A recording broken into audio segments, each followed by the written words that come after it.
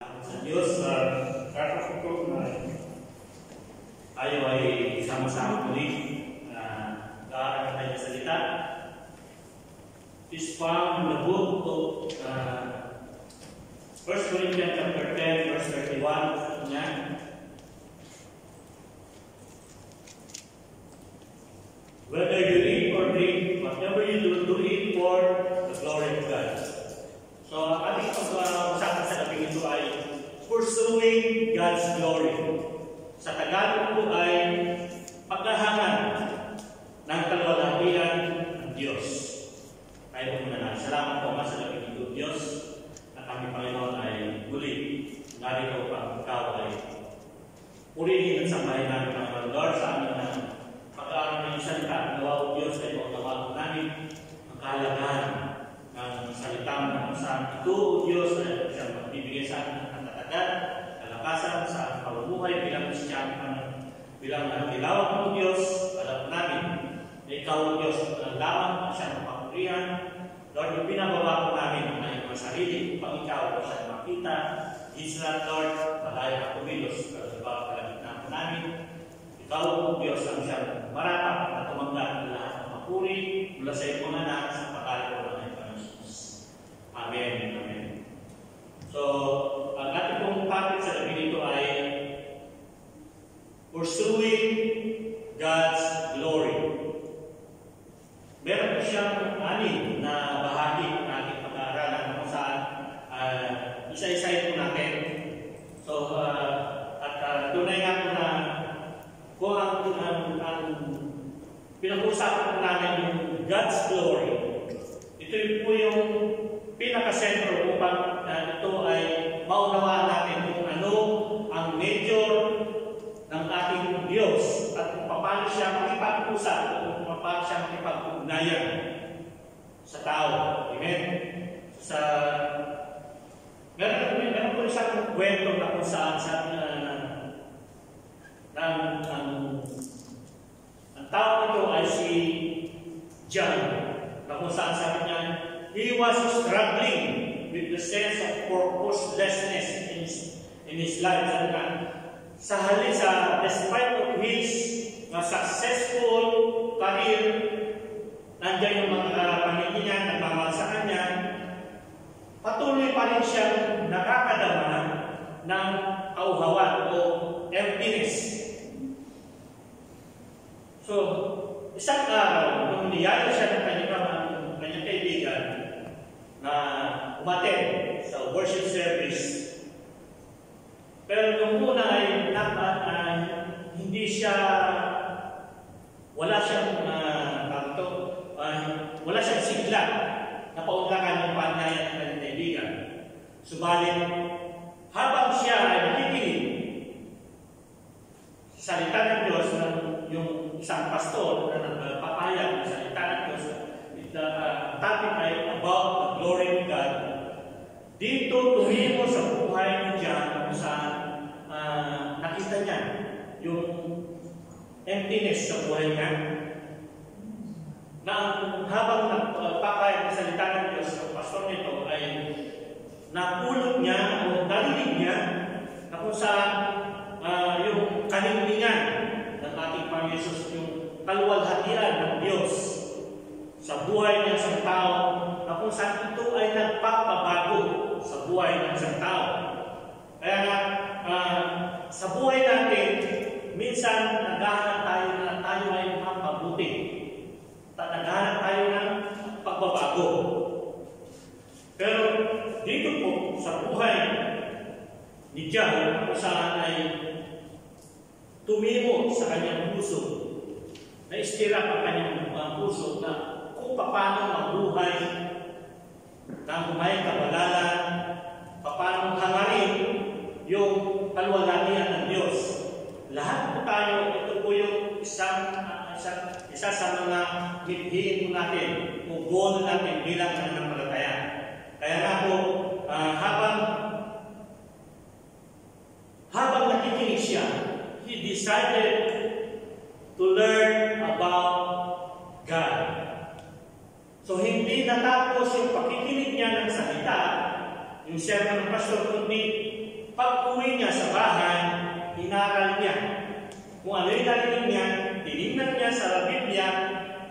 ba talaga yung purpose kung bakit siya nakarinig ng salita na ito ay yung kaluwalhatian ng Diyos.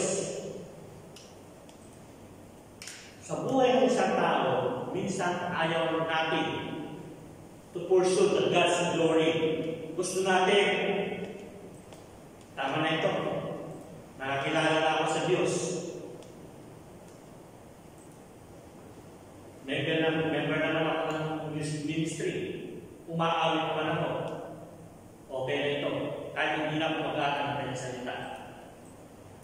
Pero dito po, si John na nakapakinig ng salita ng Diyos, dito nakita yung pagbabago ng kanyang buhay.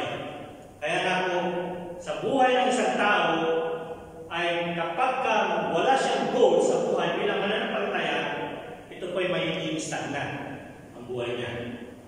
So, may mga bagay na dapat natin i-consider. How to pursue God's glory. Kung titingnan po natin ang Biblia, ang sabi po dito, God's glory refers to the manifestation of His divine and attributes and presence. It encompasses His holiness, majesty, power, and beauty. Dapat umunawa po natin kung ano yung God's glory. Naririnig natin yung glory to God. Kapag ka merong binati, Brad, ang galing mo, sis, ang ganda ng pinaawit mo. Ang mga namumutawi sa ating mabibigay, glory to God. So, sabihin, ang kaluwalhatian ay para sa Diyos lamang. Pero ang ating pag-aaralan ay paano natin makamtan, how to pursue God's glory in our lives. Kaya nga po, dapat natin maunawaan. We should understand God's glory na kung saan ito po yung pinaka-key aspect na kung saan dito natin makikita sa Biblia, sa kanyang salita, kung paano natin makamtan yung kaluwalhatian ng Diyos. Number 1, God's glory as His presence. In Exodus 33, verse 18 to 19, sabi po ni Moses, then Moses said, now show me your glory. And the Lord said, I will cause all my goodness to pass in front of you, and I will proclaim my name. The Lord in your presence, I will have mercy on whom I will have mercy, and I will have compassion on whom I will have compassion. So dito po, pinapakita po yung kaluwalhatian ng Diyos ay ito ay nilalahad niya sa pamamagitan ng kanyang presensya. Doon po sa Exodus na saan sinabi niya ni Moses. Sabi niya, now, show me your glory. Sinagot siya ng Panginoon. Kaya nga po, God's glory is often signifies His presence among His people. Dito pa sa Old Testament, na kung saan ay ipinahayag ng Diyos yung kanyang kaluwalhatian.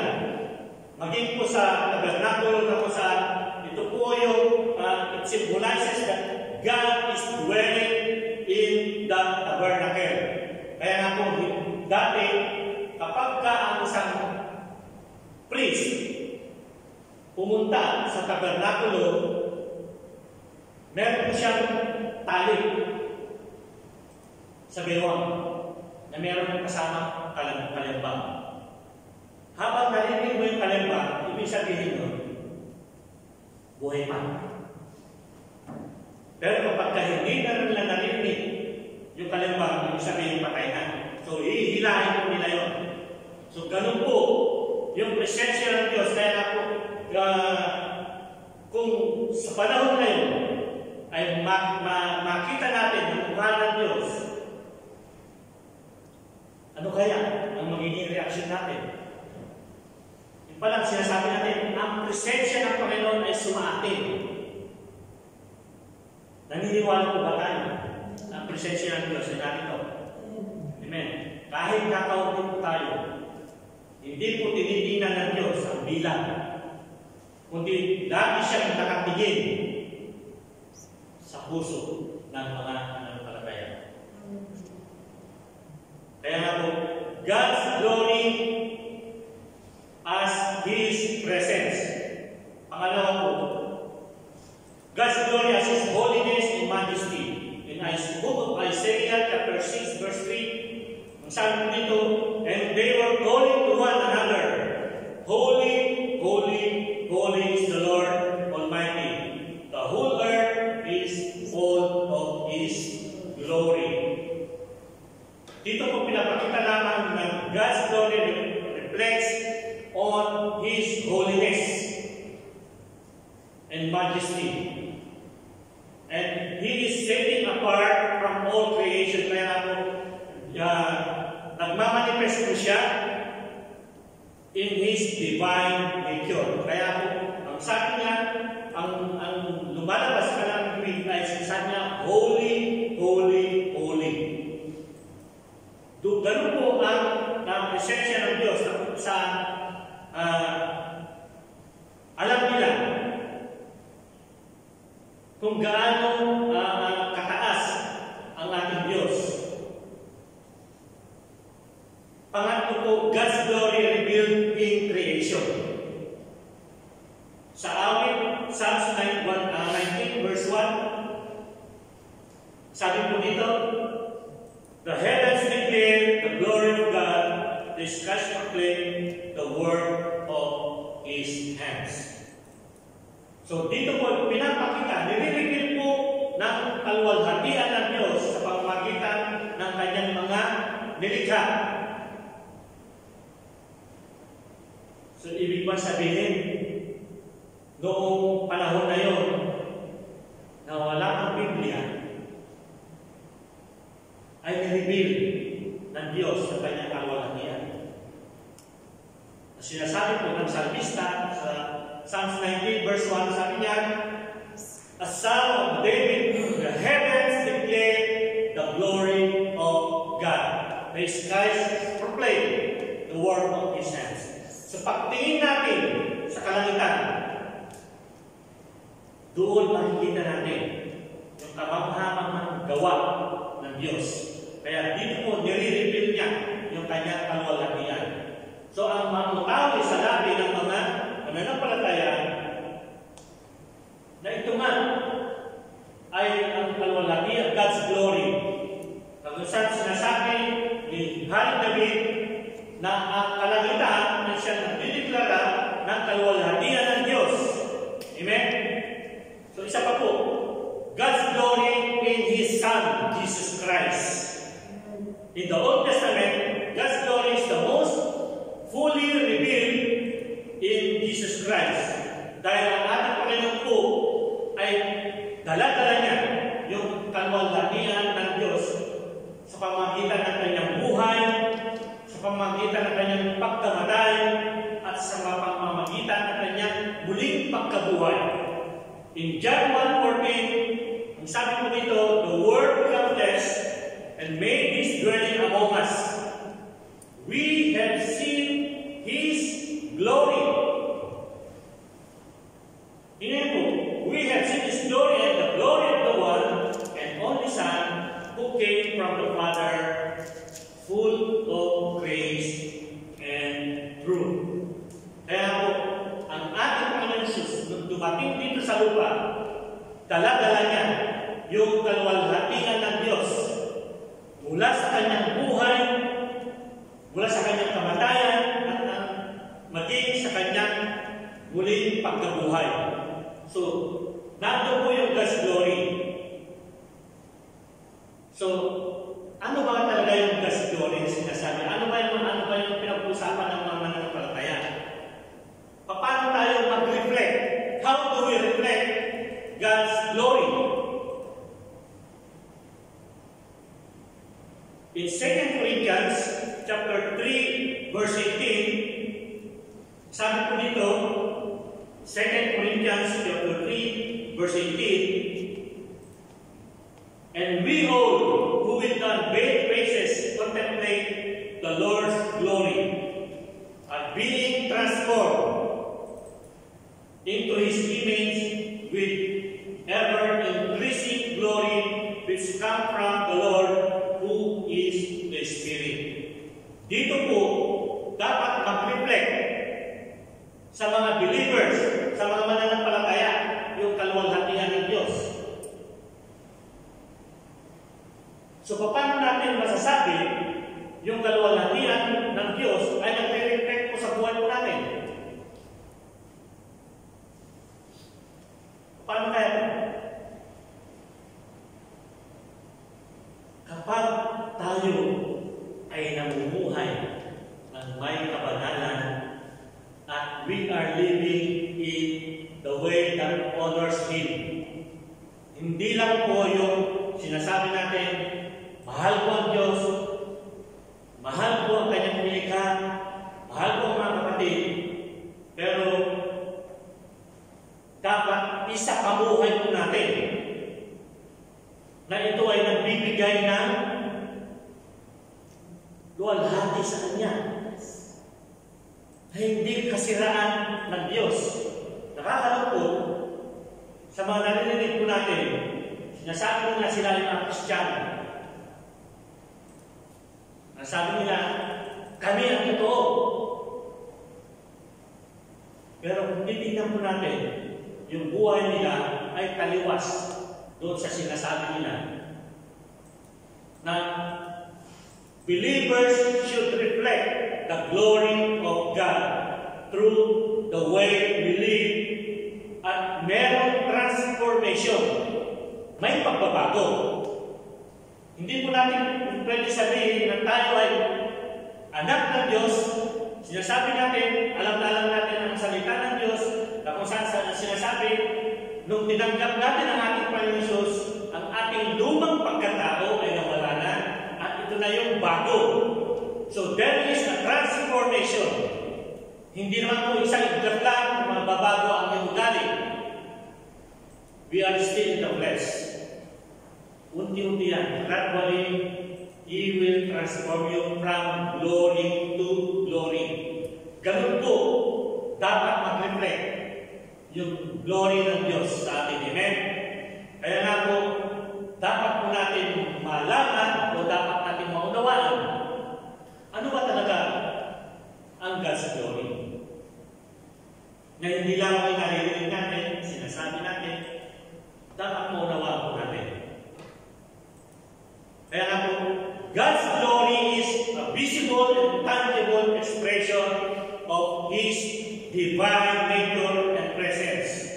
Na sinasabi, He revealed this from in His creation sa pamamagitan ng Kanyang pakikipag-ugnayan sa tao at higit sa lahat sa pamamagitan ng ating Panginoon Jesus.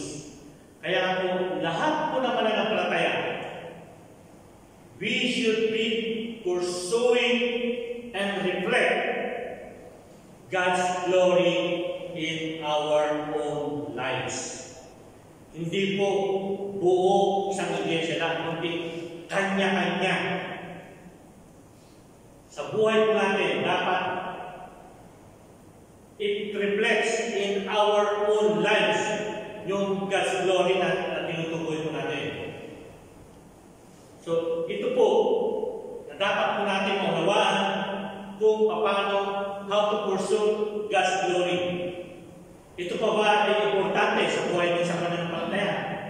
Is it important in pursuing God's glory? Amen. So, may maraming mga dahilan that we should be in a priority as a believer to pursue God's glory. Ano kaya yung importanteng bahagi nito? What are the importance of pursuing God's glory? In the book of Isaiah, chapter 43, verse 7, tinutukoy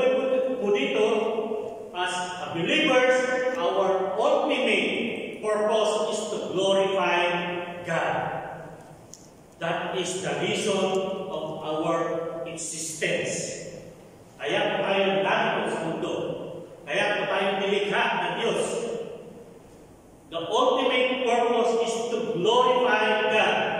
Isaiah 43 verse 7 sabi niya, everyone who is called by my name, whom I created for my glory, and whom I formed and made.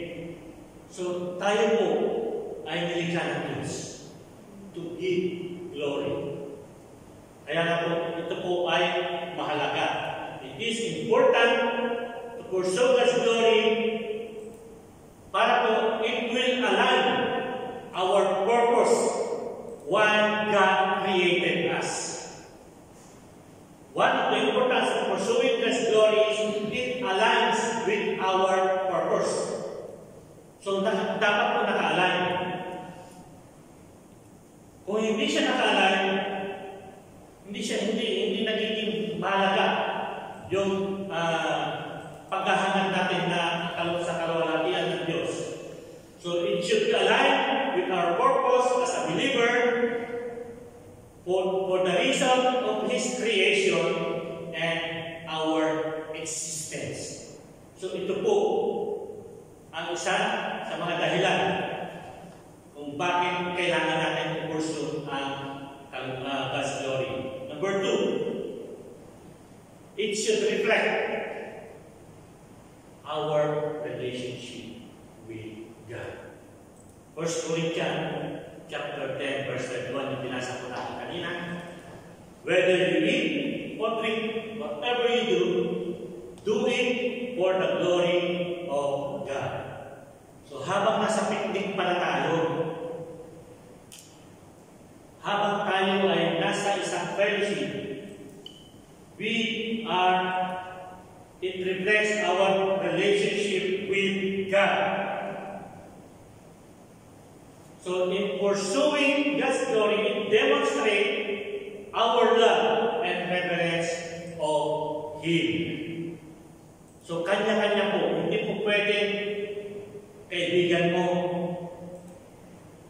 gagawin ka para mag-reflect sa Kanya dahil siya ay kasama mo, hindi po. It should be one-on-one. Amen? Hindi po pakyawan ito. Kundi ikaw at ako at sa Diyos. So, it should reflect our relationship with God. Kaya po mahalaga to pursue God's glory. Pangatlo po, it will lead us to spiritual growth. Mahalaga ito dahil ito yung magpapatatag sa atin. Ang mga atleta, para lumakas ang kanilang mga resistensya, nagtitraining ng mga yan. Ang atleta ng Panginoon, para lumakas ang resistensya niya, dapat kumain siya ng salita ng Diyos. Hindi po literal na kakain, kundi mag-aral. Salinsigin ang salita ng Diyos. Sa pamamagitan nito, sa pagbabasa po natin, we can pursue God's glory. Na ito po yung magpapatatag sa atin po. Na dumating man yung problema, dumating man ang mga malapit sa buhay, napapagtagumpayan po natin. Amen? 2 Corinthians chapter 3, verse 18. Ang sabi po dito, and we all, with unveiled faces, contemplate Lord's glory and being transformed into His image with ever-increasing glory which comes from the Lord who is the Spirit. So mahalaga po sa buhay ng isang mananampalataya na ipurso natin yung God's glory that will lead us our spiritual to grow. Hindi po yung sinasabi na ang ministeryo mo lang ay umupo, umawin, umuwi. Kundi dapat tumataas ang taas. Nakikilala po natin ang ating Panginoon sa buhay po natin sa pamamagitan ng kanyang salita. And number 4 po, pangapat, it brings fulfillment and joy. Mahalaga po ito dahil ito po ay nagbibigay sa atin ng fulfillment. Living in God's glory brings deep sense of fulfillment and joy that cannot be found in the worldly pursuit, and it aligns our lives with God's will and purpose. Sa buhay po ng isang mananampalataya, kapag po tayo ay napipilitan lamang o tayo ay tinulak lamang para ganapin yung gawain ng Diyos,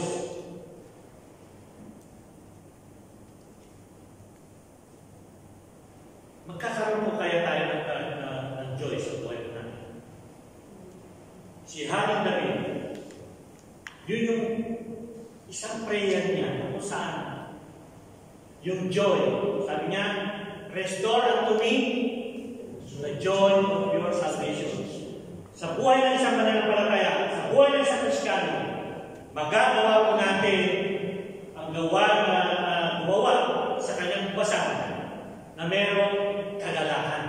Iba po yung masaya. Iba po yung nagagalak ka. Kundi namumutawi nagmumula sa ating puso. Na kahit inaalimusta ka, na kahit mag-isa ka lang, nandun pa rin yung kagalakan na mula sa Diyos na gawin mo kung ano ang mahalaga para sa kanyang kalwalhatian. Kaya po, Psalm 16 verse 11, sabi po niya dito, you make known to me the path of life. You will fill me with joy in your presence, with eternal pleasures at your right hand. Ito po yung sinasabi ng Psalmista. Sabi niya, you make me known to me the path of your life, and you will fill me. So tayo na nabibigyan na tayo na nagkakaroon ng problema, tumawag ka lamang sa Diyos. We must pursue the God's glory na ito yung nagbibigay mo sa atin, that it brings fulfillment as a Christian and joy as a Christian in doing the ministry. Hindi po natin magagawa na tumalo sa gawain ng Diyos ng Panginoon kung ang motibo mo ay sumaya lang. Dapat yung kagalakan sa paglilingkod sa Diyos, lariyan na. At it will fulfill the purpose of your creation. Amen po. Bakit mahalaga po ito? Number 5, it impacts others.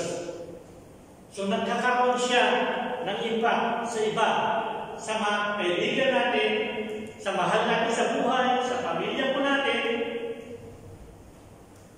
When we pursue God's glory, our lives becomes a testimony. Nagiging testimony tayo. Nagiging witness tayo. Totoo naman kaya na tayo po ay nagiging testimony sa God's glory. Kaya sabi nga, our lives become a testimony to others, and our action and attitude can inspire and lead others to seek God's glory. So tayo ay nagkakaroon tayo ng impact, nagkakaroon tayo ng epekto sa mga kaibigan natin, sa katrabaho natin, nakikita nila yung kaibahan ng buhay ng isang mananampalataya na kung saan nakikita nila kung ano ka. Hindi lamang nasa loob ka ng panambahan, ikaw ay banal. Paglabas mo, ikaw ay isang ganun. Hindi po. It should reflect sa buhay mo natin. Matthew 5:16, in the same way, let your light shine before others that they may see your good deeds and glorify your Father in heaven. Minsan po sa trabaho natin, nakikita natin na tayo ay agrabyado.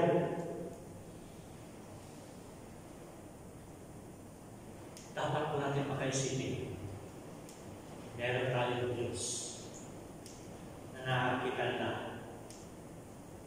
Sabi na, God is a God of justice. Kung tama ang iyong ginagawa, kung tama ang iyong pinapakita,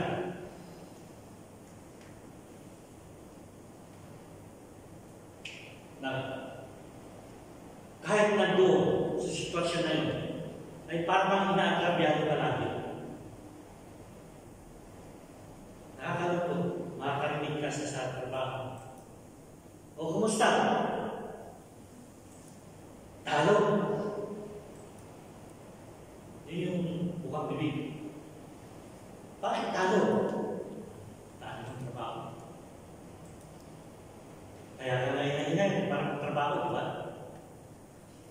Pero sabi nga, kung ang pananaw mo sa trabaho ay para lamang sa tao, na sinasabi natin, we are working with the Lord. So doon, magiging iba yung pananaw mo sa sitwasyon na kung saan akala mo lang na ikaw ay agrabyado. But sabi nga, in the same way, let your light shine before others.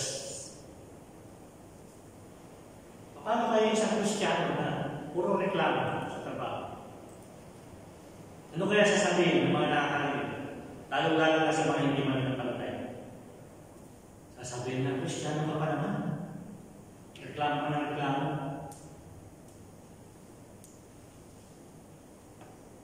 Nangyayari mo ito.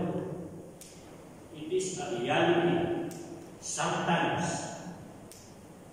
or most of the time, kakaroon ng murmuring isang Kristiyano. Hindi pa nga sinasabi mo anong gagawin. Oh, tampak na naman. Let your light shine before others. The importance of pursuing God's glory that will impact to others. Paano tayo makakinggan ng mga unbeliever na makikita na natin? Pareho lang. Wala kang pinagkaiba. It should impact others. Yan po mahalaga na dapat magmingming yung kanindigan ng ating Panginoon Jesus sa buhay natin. Amen? Isa pa po, it honors God's sovereignty. Pursuing God's glory acknowledges His sovereignty and lordship over our lives. Revelation chapter 4 verse 11, sabi po dito, you are worthy, our Lord and God, to receive glory and honor and power, for you created all things by your will, they created and had their being. In pursuing God's glory, it should be honoring God's sovereignty. Kaya ito po yung, when we pursue God's glory, it is our act of worship submission to His authority. So, dapat po, ang kahalagahan, the importance of pursuing God's glory is prioritizing God's glory. It aligns with our divine purpose. It will foster spiritual growth and brings fulfillment, and it impacts others positively and honors God's sovereignty. This is the central aspect of our faith and relationship with God. Yan po yung kahalagahan na dapat midhiin po natin, makampan natin. May ibigay natin yung kalwalhatian ng Diyos. Amen? There are practical ways in pursuing God's glory. Yung ginagawa po natin. Psalms 29 verse 2, ascribe to the Lord the glory due His name. Worship the Lord in the splendor of His holiness. Through worship and praise, we can pursue God's glory. Hindi po ibig sabihin yung worship and praise, yung pag-aawitan. Hindi po. Kung sino ang Diyos, kung anong ginawa ng Diyos sa buhay natin. Kaya tayo nagpupuri sa Kanya. Kaya namumutawi sa ating mga labi, sa ating mga bibig, ang pagsamba, ang pagpapuri sa Kanya. Kaya po tayo meron kagalakan na sumamba. Meron tayong kagalakan na purihin siya at ganapin kung ano ang nais niya sa ating buhay. Ito po ay isang mahalaga na pagpapaalala ko sa atin kung ano ang kahalagahan ng worship in the relationship with our God. Mahalaga po. Amen? Worship and praise are essential ways to pursue God's glory and reflects God's glory. When we worship and praise God, we acknowledge His greatness and express our love for Him. In Psalm 29 verse 2, sabi po dito, it emphasizes the importance of worshiping God in the splendor of His holiness. So, nandoon yung kalwalhatian ng Diyos. Kaya kung natin siya pinupuri. Then how do we worship and praise God in pursuing God's glory? Number one po, acknowledging God's greatness. So, lagi po natin sinasabi, lagi natin ina-acknowledge ang kapangyarihan ng Diyos. Kaya tayo nagpupuri sa Kanya. We recognize and we declare the attributes of God through His power, sa pamamagitan ng Kanyang pag-ibig, through His faithfulness. Kaya po, dito lumalabas yung mga awiting makalangit. Dito natin i-express. Ang psalmista po, he is expressing his worship to God in singing hymns and worship songs that focus on God's heart. So mahalaga po. Hindi po yung narinig po natin, ay, ang ganda ng awiting ito. Dapat tingnan po natin. Hindi po lahat ang narinig po natin, sinasabi nila na ito po yung awiting papuri sa Diyos.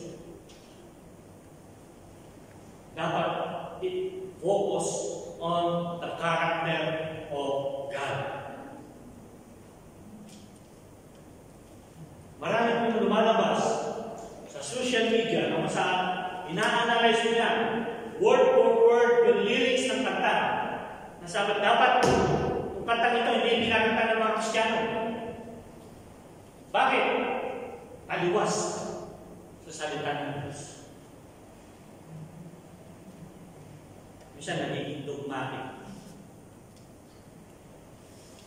ng mga Christians. Pero dapat we should understand and we should acknowledge God's greatness. It is a practical way in pursuing God's glory. Amen?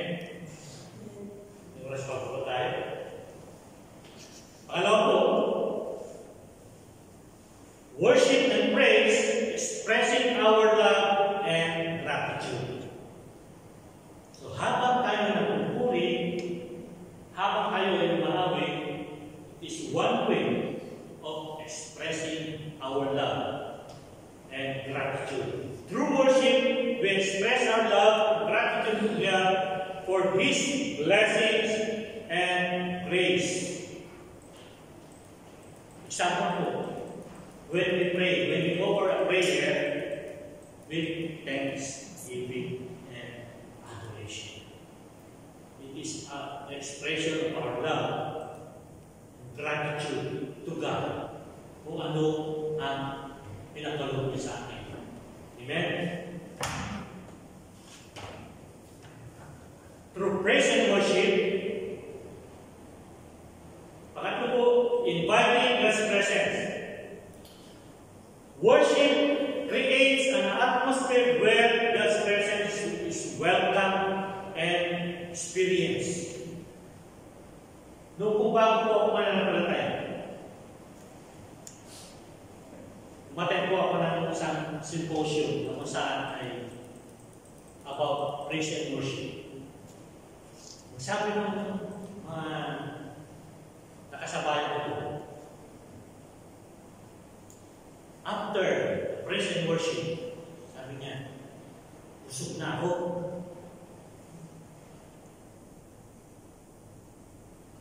Sabi, worship creates the atmosphere where God's presence is welcome and experienced. A corporate worship is vital to a Christian. Hindi po tinawag ng isang Kristiyano para maging ermitanyo. Alam niyo po yung ermitanyo?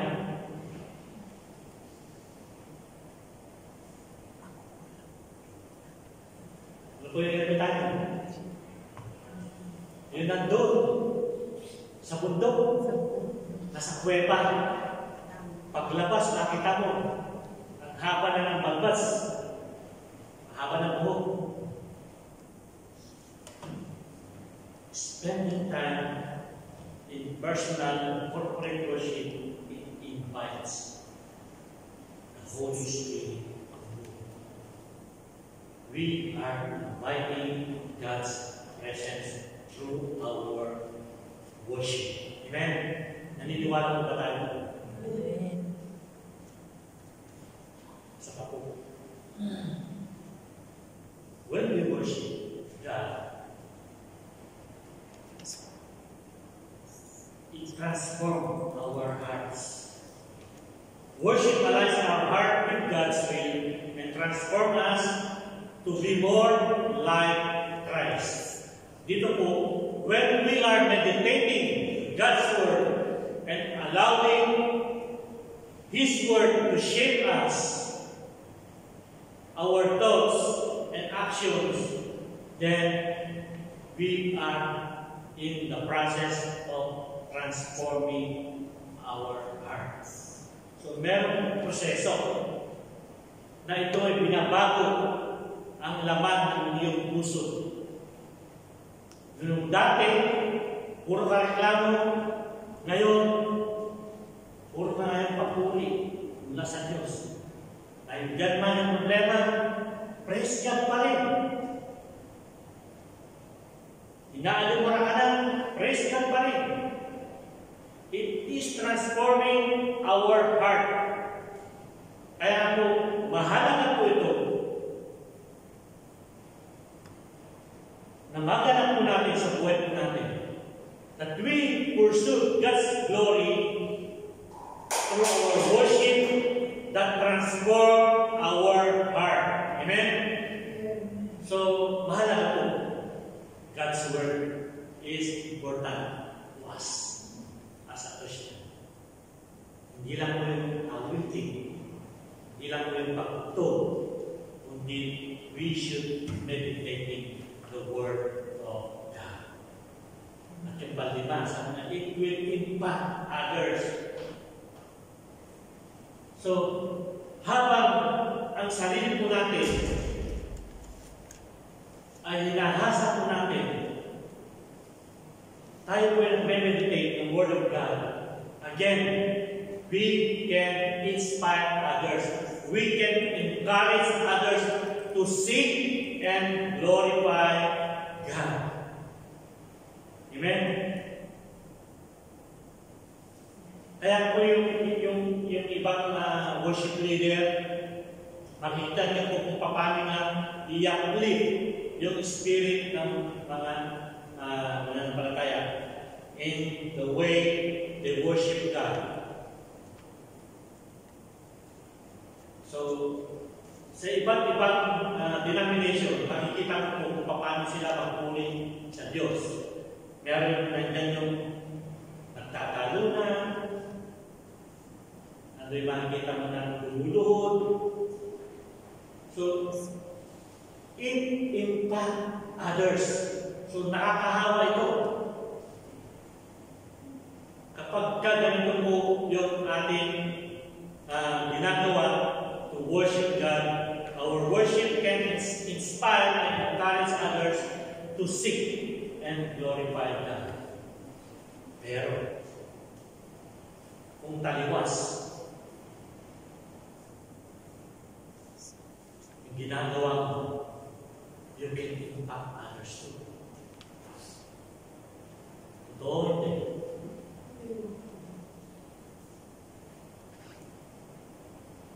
So, dapat natin po, isipin po natin, bilang tinawag ng Diyos, to pursue God's glory. Amen?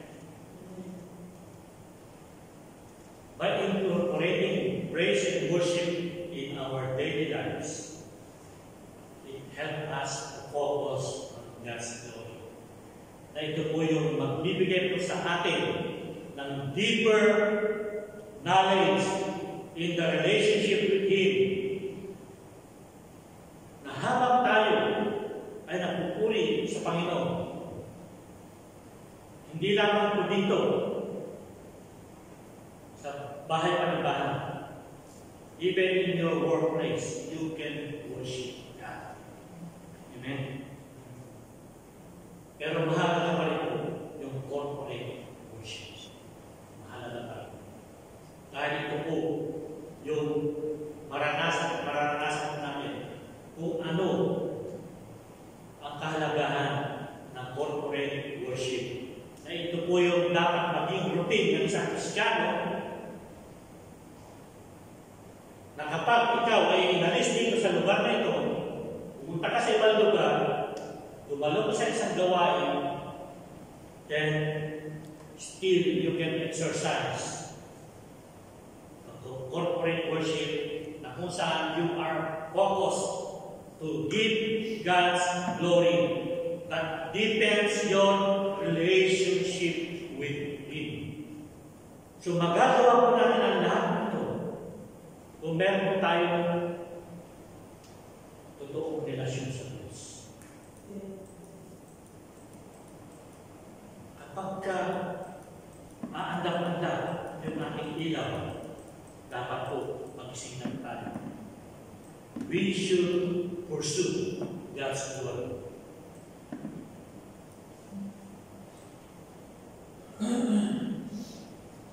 Number 4. In pursuing God's glory, we should obey God.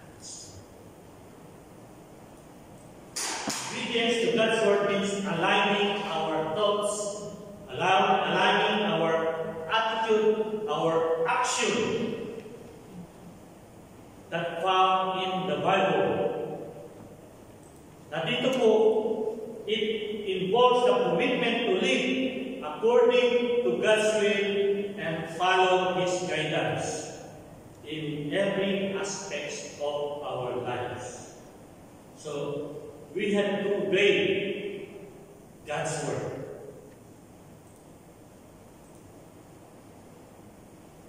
John 14, verse 15. Sabi po doon, if you love me, keep my commandments. Saan po natin nababasa ang commandments ng ating Panginoon? Through His Word. Dito po sa Biblia.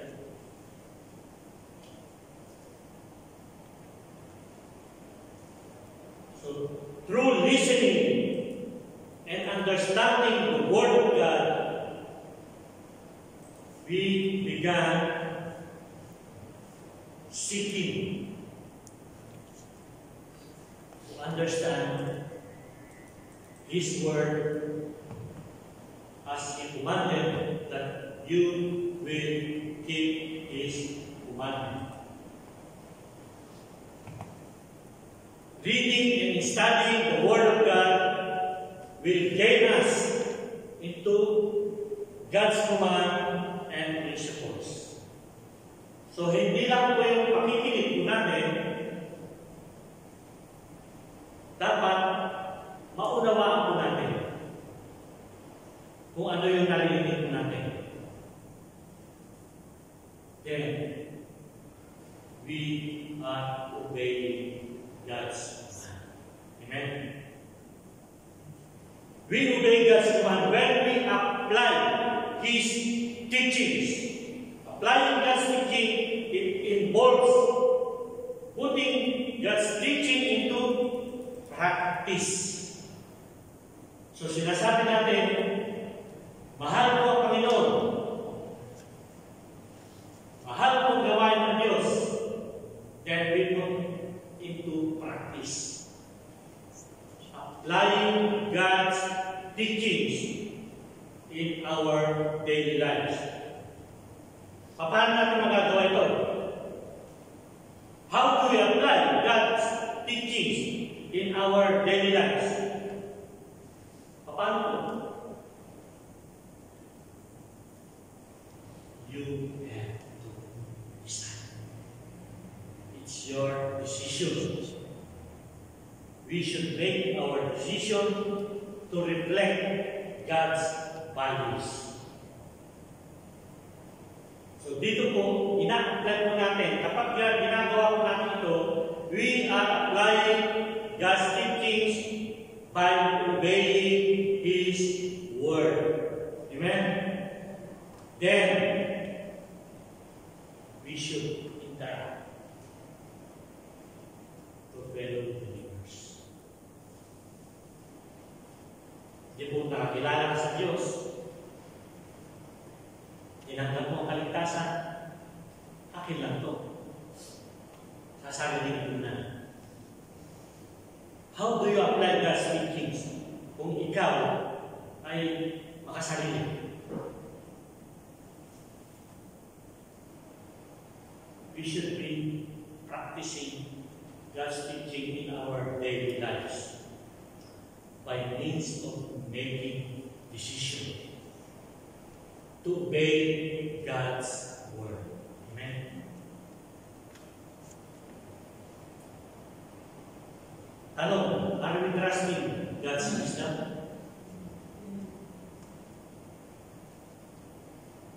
When we trust God's wisdom, obedience requires trusting God's way, that His way is higher than our own. Kaya lagi natin sinasabi, we follow God's guidance in difficult situation.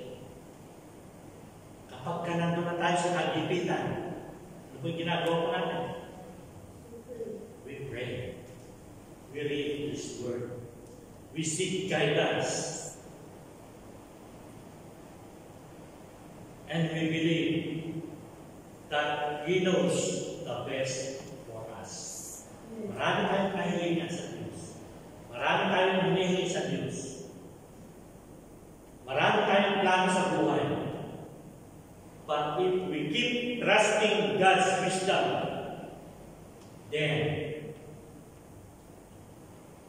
we are exercising in obeying God's word. Amen. Sa pa po, submitting to God's word. Do we submit to our God? Hello? Totoo po ba nagsasabit tayo sa Diyos?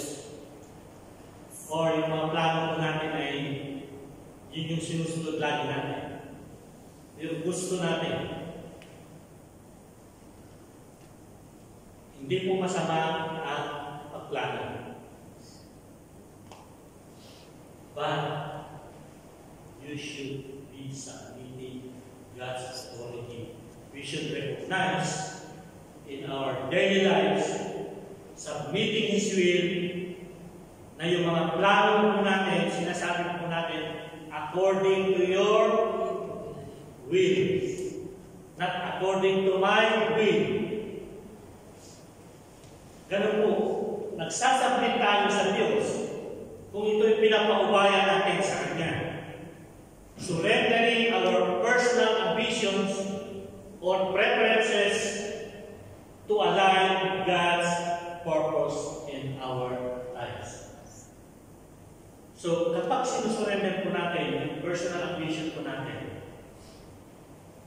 we are aligning God's purpose in our lives by pursuing His kingdom. Amen?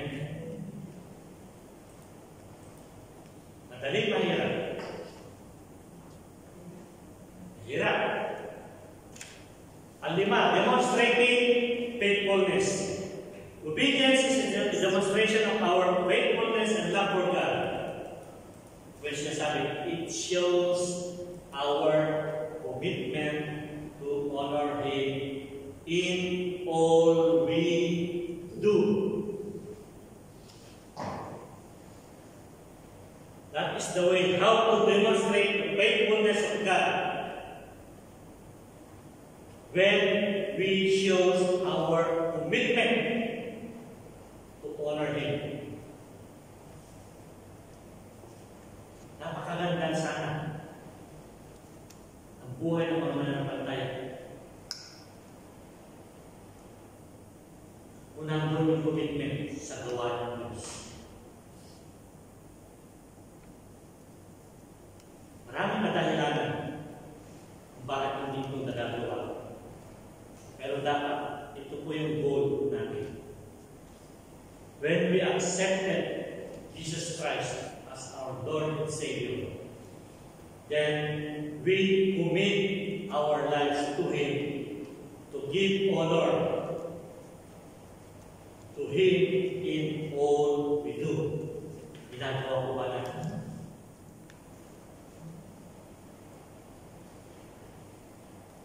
Consistent ba?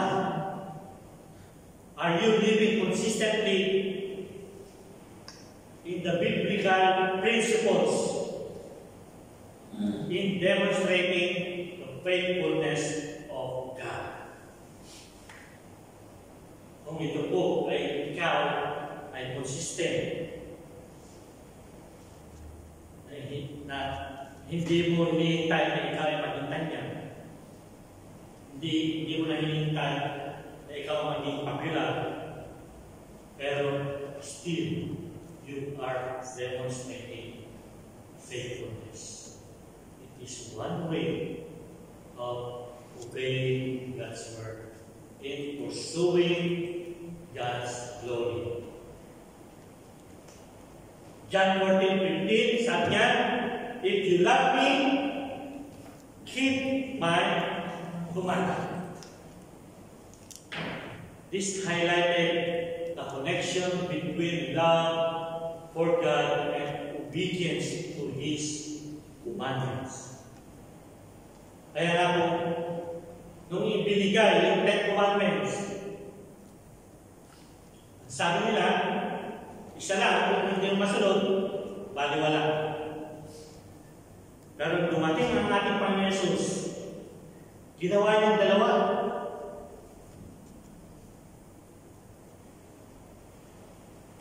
para masunod natin. Pero minsan, hindi pa rin natin susunod. Amen? Pero dapat, lagi po natin pakaisipin.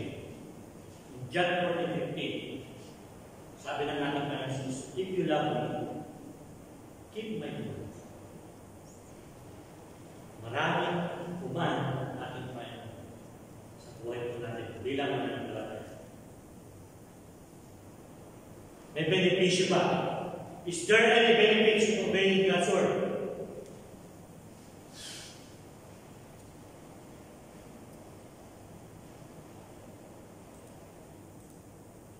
The benefits in obeying God's word is our spiritual growth. It helps us to grow spiritually and become more like Jesus. And then pangalawa po, there are blessings and favor from God to those who obey His word. The next, in obeying God's word, we have peace.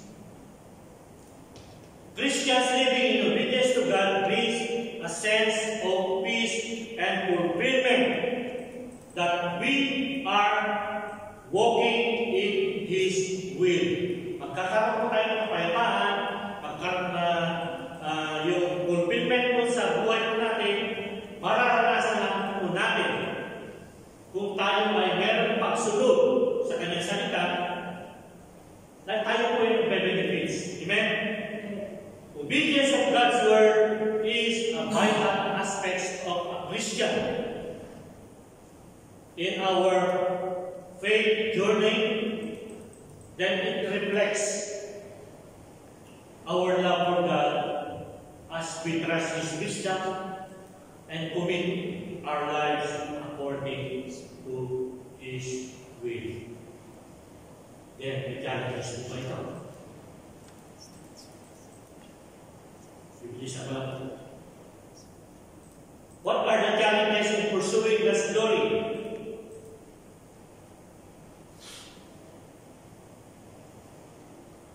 Challenges ba? Ito po yung mga obstacles.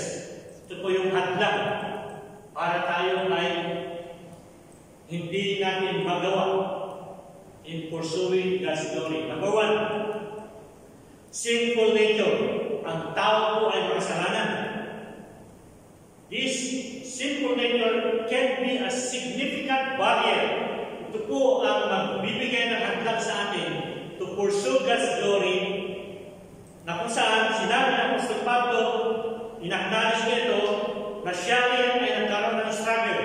Romans chapter 7 verse 18 to 19, sabi niya, for I know that the good itself does not dwell in me. That is in my sinful nature, for I have the desire to do what is good, but I cannot carry it out. For I do not do the good I want to do, but the devil I do want to do. This I keep on doing. So dahil sa sinful nature natin, hindi po ito po yung nagiging hadlang in pursuing God's glory. Aminin man natin o hindi, meron po tayong kanya-kanyang sinful nature. Na gusto natin yung masunod, nandiyan, sinasabi na naging struggle din ang Apostol Pablo, na sabi niya, gusto ko gawin ito. Mabuti ito.